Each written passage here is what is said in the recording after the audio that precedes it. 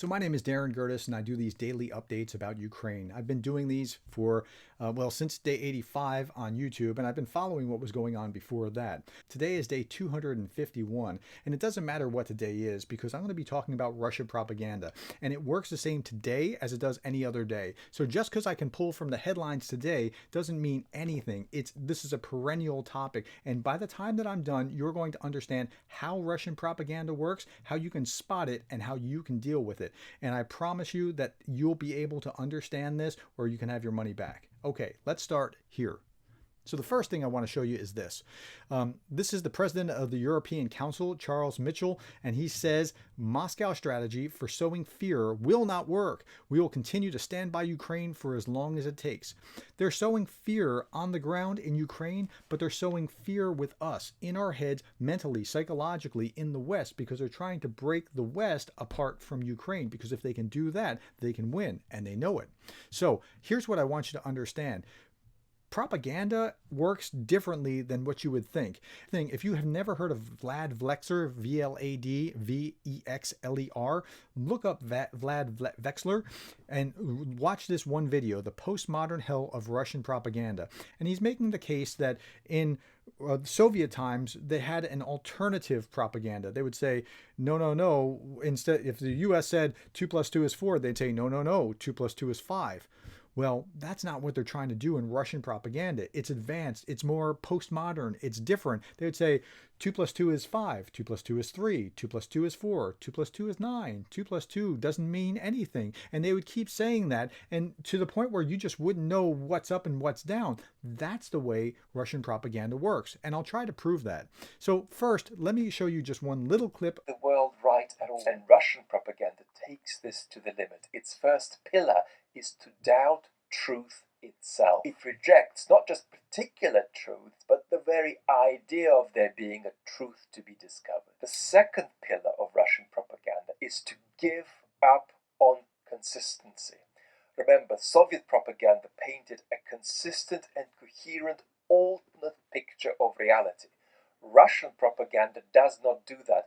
It deliberately sends out mixed messages. Consistency is something that is to be positively evaded. The third pillar of Russian propaganda is volume. And here we've got this inconsistency that's contrived, put on steroids. So a multiplicity of mutually contradictory messages flooding the informational environment. The fourth pillar of Russian propaganda is that it starts with what already motivates you. It does not start with what it thinks should motivate you. So, oh, well, she should like Lenin. Lenin is good. Come on, let's get him to like Lenin. No, no, no.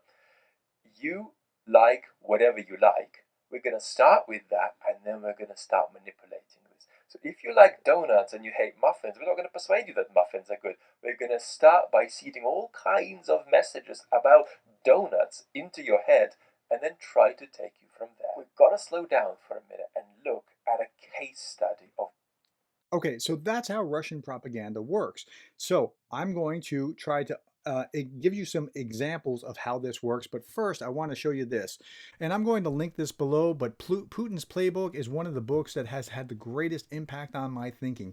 It is by Rebecca Koffler, and she is a former CIA agent, I believe, who came from a former Soviet satellite state. And so she masterfully explained it. The link is below. Check that out if you want to read this book. There's another book on Russian propaganda. It's not quite as good, but it's almost as good. The Russian Understanding of War, Blurring the Lines Between War and Peace by Oscar Johnson. And both of these books point out that what the Russians are actually trying to do is just what Vexler said. It is not to say, no, no, no, not this, it's this. They're just trying to make you not know what is up or what is down. And that's really interesting. So take, for example, the 2016 US presidential election.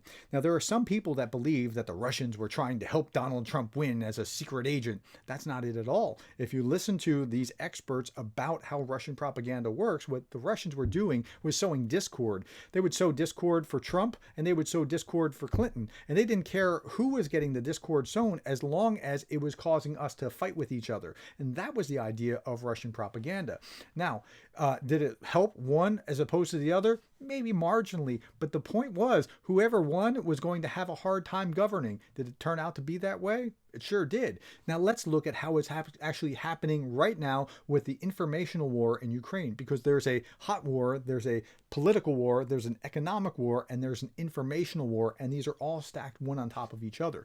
So here's RT, Russia Today, and this is Russian media, Russian state media. Russia asked whether the former British PM told the U.S. Secretary of State, "It's done," after Nord Stream blast. Now, we don't know who did the Nord Stream pipeline, but it looks like it was probably the Russians doing that in order to have a false flag operation, but we just don't know yet. So I'm not saying it's them.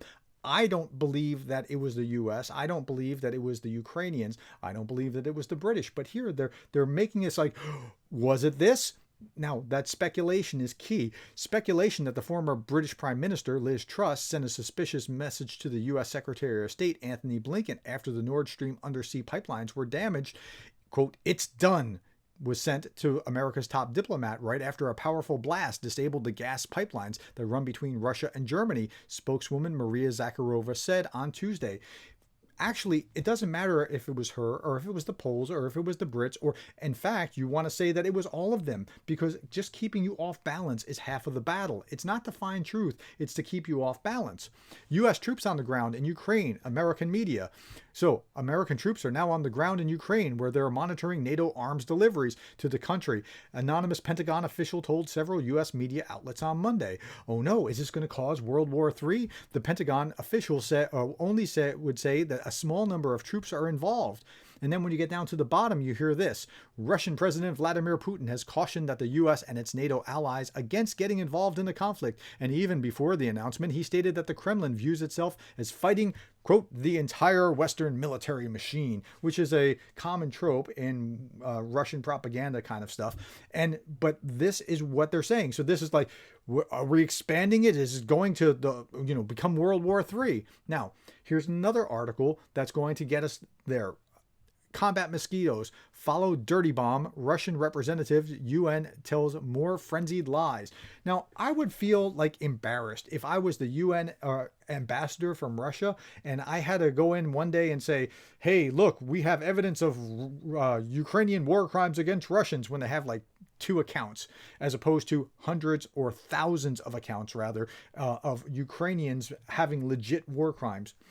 And then he comes in and says, well, we have this evidence of biolabs, and we have evidence of a dirty bomb, and we have evidence of combat mosquitoes. Combat mosquitoes, by the way, are this theory that the U.S. is going to send rockets filled with mosquitoes that's going to somehow only target Russians. Not sure how that works. Okay, so I'd be embarrassed by that. But they're not embarrassed, because Russian propaganda works in a masterful way to keep you disoriented. How could he say this and that and the other thing and this thing and that thing and that? Okay, so watch this. Here's another legitimate article that they're going to then play on. So here, Iran is preparing to send additional weapons, including ballistic missiles, to Russia to use in Ukraine, Western officials say. And so they're talking about the approximately 1,000 weapons that are being sent. And a rational observer says, oh no, that's bad, because we're going to see more rockets and go to Russia. Oh no, it's bad because now Israel's going to get involved or whatever. But that's not what it is. What you actually want to do is you want to add more fuel to the fire. So here's another RT article. World War III has already effectively begun, says Nouriel Rabouni. Okay? He referred to the historian Niall Ferguson, who said in a speech that we would be lucky if we got an economic crisis like in the 1970s and not a war like in the 1940s. Rabouni mentioned the ongoing conflict between Russia and Ukraine, adding that Iran and Israel are, quote, on a collision course as well. Remember the Iran article we just saw? So it's adding one piece of fuel to the fire and another piece and another piece and another piece, and that helps disorient you. I read that the Biden administration expects China to attack Taiwan sooner than later, The Economist said, summarizing that, quote, World War III has already effectively begun. Well, when you get this kind of stuff, you get to a place where you're just like, man, so much is happening. What's true? What's not true? I have friends that are well educated. I mean, they get paid well, they're technical. Like, you can't get these jobs unless you're operating on a higher level than most people. And they're confused. They're asking me, like, well, I don't know what's really true. I mean, you hear this, but then you hear that, but then you hear this. And that's exactly what the Russian propaganda machine wants you to do. So you have to understand that. What's actually going on is something like what you see in this picture here with the animal trainer. So you have the animal trainer and he's holding on to this chair. Now, I don't know if this is a myth or if this is actually how it works, but why would they have a chair like as a weapon against lions? Well, and it could be apocryphal, but I don't know if it is or not. But so a lion apparently can't focus on more than one thing at a time. So when you see the 4 pegs of the chair, they're kind of like, I don't know which to attack first. And that's what Russian propaganda is actually doing to us. So here's another article. Russian ex-president names the sole condition to prevent world war. Again, raising the specter of world war or dirty bombs or whatever else. Follow the simple formal logic, Medvedev argues on Telegram. If Russia can't win, then apparently Ukraine must. Okay, good so far, right? Ukraine's war objective, as named by the Kyiv regime, is a return of all territories previously belonging to it. That is their separation from Russia, who illegally annexed it, but shh. Okay? This, Medvedev explained, would qualify as a threat to the territorial integrity of Russia and therefore a direct reason for applying Clause 19 of the Russian state doctrine on nuclear deterrence, referring to the circumstances in which the use of atomic weapons by Moscow would be warranted. So what he's saying is, because if they win, they're attacking Russia by taking that land back, and then we can use nuclear weapons. So tell me, he says, quote, so tell me who is then pushing for nuclear war? What is this if not directly provoking a world war with the use of atomic weapons? Let's call things by their proper name, Medvedev wrote. Okay, that's blaming the victim, but it's raising the specter that doesn't need to be there, but they're doing it because they want to just send out as much as they can to confuse, to overwhelm, to overrun you. And this is exactly their doctrine. Now, I saw this article early on. It was like a week or two into the war. I read this article and it made a lot of things make sense for me. The Russian fire hose of falsehood propaganda model. So what they're doing is just trying to blast you with all kinds of information and misinformation. And it doesn't matter if it's true or not. They're just blasting you until you're overwhelmed. Your systems, your circuits are just overwhelmed by what they put out there. And that's what they're doing. And while they're doing it, they're gaslighting. Gaslighting means, if you look up the dictionary definition, gaslight, to manipulate someone by psychological means into questioning their own sanity. Remember my friends who were saying, I don't know if this is what's true. I mean, I hear this and then I hear that and then I hear they're being gaslighted by Russia. And so gaslight comes from a movie by the same title where a husband is trying to make his wife think she's crazy. That's what they're doing. Okay, so here's another article. Kyiv's water, electrical supplies restored after Russian strikes, but damage is extensive. What's happening on the ground physically to Ukrainians metaphorically is happening to the rest of the West with what Russia's doing by gaslighting. They're trying to pummel them into darkness and oblivion and make them physically just feel beat down. And they're trying to make the West feel mentally broken down. Like, I can't process all that's going on. TASS said this: Kyiv carried out a terrorist attack on the Black Sea Fleet in Sevastopol. What? A terrorist attack? You can actually hit a legitimate military target that you're at war at. That's not a terrorist attack. That's part of war. But what Russia is actually doing, as Kyiv reels from massive waves of missile strikes that are hitting Ukrainian infrastructure, Ukrainian residential buildings, a children's playground, that's a terrorist attack. But they're calling their enemies what they're doing. And that's what I mean by the gaslighting. No, it's not us. It's you that's crazy. So here's an article from Reuters. It says Russia extends evacuation zones in Ukraine's Kherson region. We go down a few paragraphs, and you see this. Due to the possibility of the use of prohibited methods of war by the Ukrainian regime, as well as information that Kyiv is preparing a massive missile strike on the Kakhovka hydroelectrical station. Huh? So Kyiv is going to flood its own citizens? Are you kidding me?